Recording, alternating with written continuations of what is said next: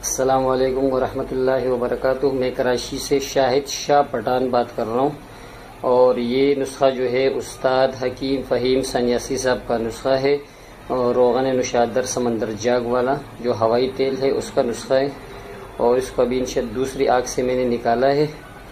تو یہ باقاعدہ باکرنٹ ہے۔ اس کو جب ہاتھ لگاتے ہیں تو ہاتھ لگانے کے بعد انگلیوں میں جلن سی محسوس ہوتی ہے، ہلکی سی جلن ہوتی ہے، اور یہ روغن ہونے لگتا ہے۔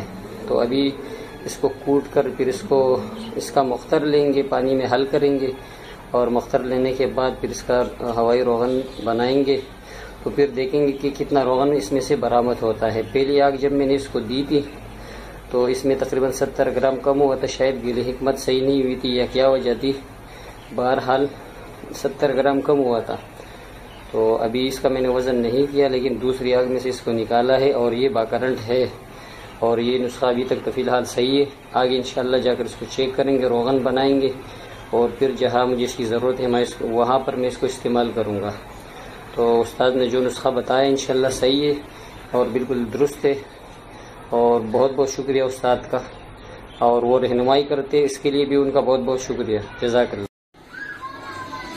یہ روغن نشادر سمندر جاگ والا ہے۔ مختر لینے کے بعد اب اس کو ہوا میں رکھا تھا تو یہ تقریباً کوئی سنہری رنگ کا تیل اس میں سے برآمد ہوا ہے، اور یہ چاروں طرف سے میں نے کڑھائیوں کے اندر لیپ کیا ہوا ہے، اور قطرہ قطرہ نیچے کڑھائی کے تہ میں وہ تیل جمع ہوتا جا رہا ہے۔